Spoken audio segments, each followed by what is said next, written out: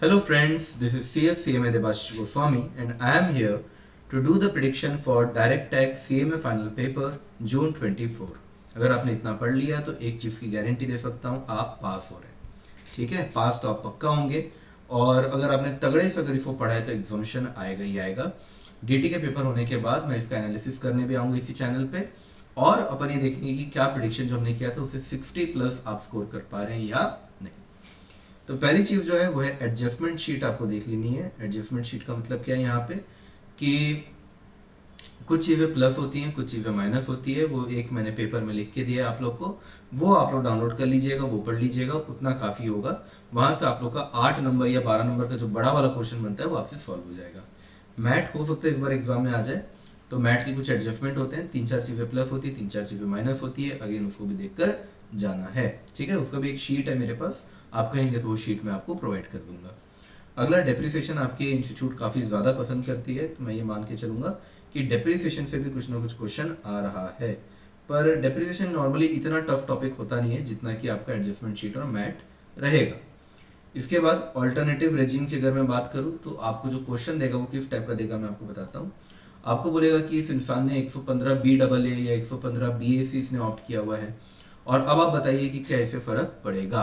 ठीक है, normally company होगी तो BAA वगैरह देगा, इंडिविजुअल होगा तो BAC का यहाँ पे आ सकता है। इनफैक्ट जो DTAA वाला क्वेश्चन होता है, DTAA में भी हो सकता है कि आपका ये जो ऑल्टरनेटिव टैक्स रिजीम है वहां से और DTAA का कुछ मिक्स क्वेश्चन आए।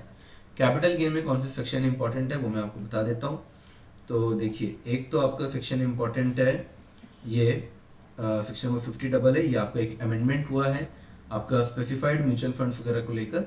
इसके बाद 50C यानी कि आपका कंसिडरेशन जो है वो अपन देखते हैं स्टैम्प ड्यूटी वैल्यू के बराबर है या नहीं है, 110% तक का गैप चल जाता है। 54 की जो सीरीज होती है उसमें सेक्शन नंबर 54A और F सबसे ज़्यादा इंपॉर्टेंट रहता है, और साथ ही साथ EC भी यहाँ पे आ सकता है। तो इतना ये 3 तो आपको देखकर जाना ही है। इसके अलावा 50B जो रहता है वो स्लम सेल का क्वेश्चन होता है, पिछली बार आ चुका है वैसे तो, पर क्या मालूम वापस से दे दें।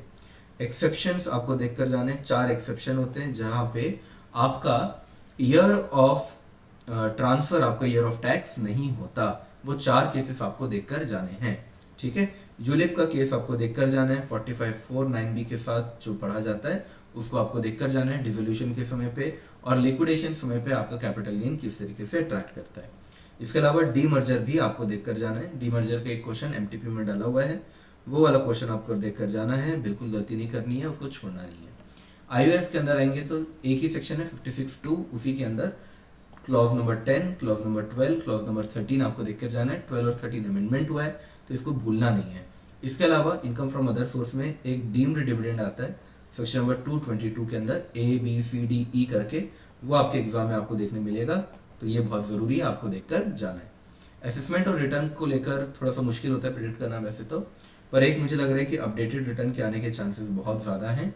दूसरा, कुछ पावर से रिलेटेड क्वेश्चन आ सकता है कि किसको कितना पावर है, बोल देगा कि क्वेश्चन में कि इन्होंने इशू कर दिया नोटिस, क्या ये कर सकता था, इस टाइप का कुछ क्वेश्चन बनता हुआ देख सकता है।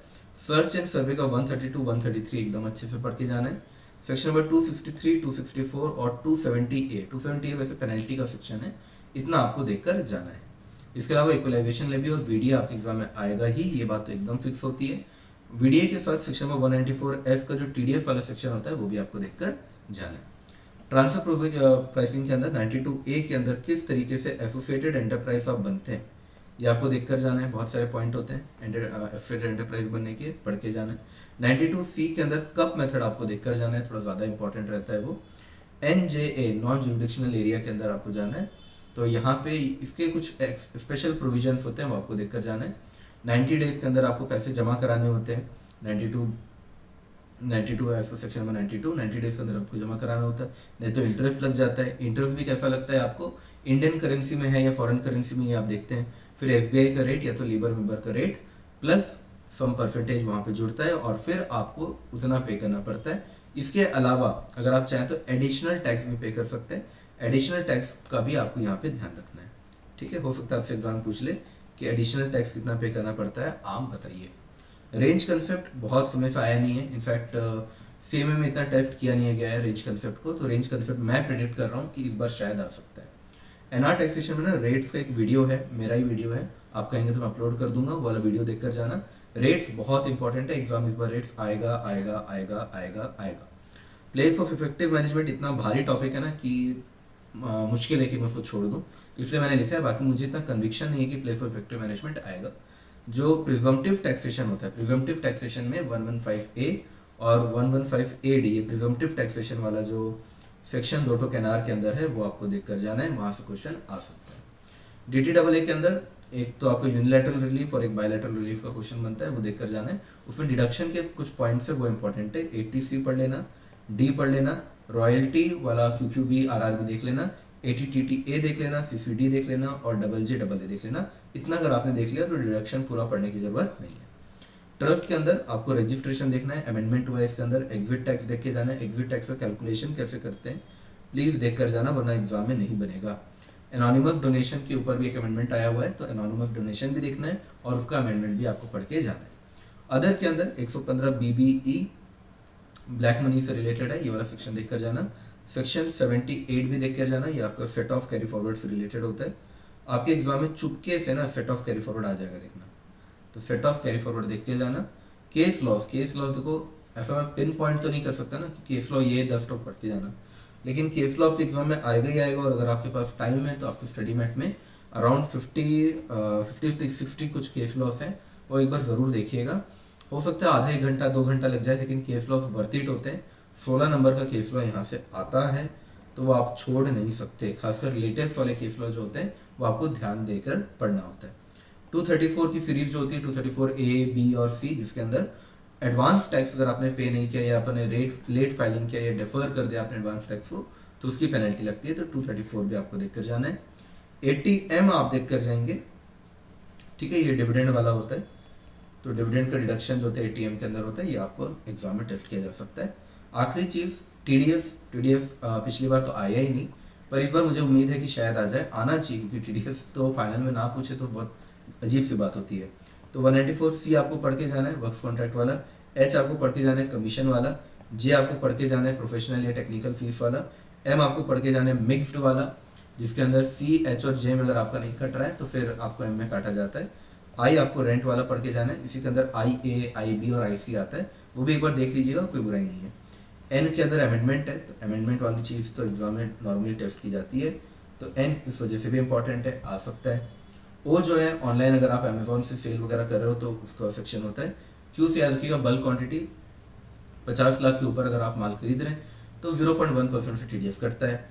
R आपके लिए सुपर डुपर इंपॉर्टेंट है, super duper important, super important, तो ये आपके एग्जाम में आ सकता है यार।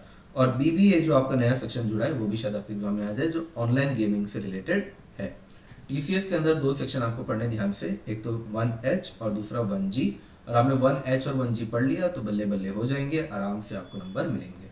तो देखिए DT बहुत ही वास्ट है, इतने वास्ट सिलेबस में मैंने 11 चीज़ें लिखी है, मतलब 11 चैप्टर्स के अंदर करीब करीब कुल मिला के 25-30 चीज़ें लिखी होंगी मैक्सिमम। इतना ही मैं आपको पढ़ने बोल रहा हूँ, बहुत ज़्यादा पढ़ने नहीं बोल रहा हूँ, और इसी में आपका 60+ आएगा, ठीक है। अब इसमें पॉइंट नंबर 1 जो PGBP वाला पार्ट है ना, ये सबसे ज़्यादा टाइम टेकिंग है, इसको बहुत अच्छे से कीजिएगा। एडजस्टमेंट शीट का हेल्प लीजिए, मैट वाले में एडजस्टमेंट शीट का हेल्प लीजिए, ये दोनों को आप एडजस्टमेंट शीट से पढ़ेंगे तो आपका टाइम जो है वो बच जाएगा, ठीक है। तो जून का पेपर होने दीजिए DT का, जैसे DT का पेपर होगा मैं आऊँगा और आकर मैं आपको बताऊँगा कि हमारे एनालिसिस से कितना क्वेश्चन फंस रहा है, और जो MCQ होंगे आपके MCQ के भी आंसर मैं आपको दूंगा, ठीक है। चलिए मिलते हैं, all the very best, thank you.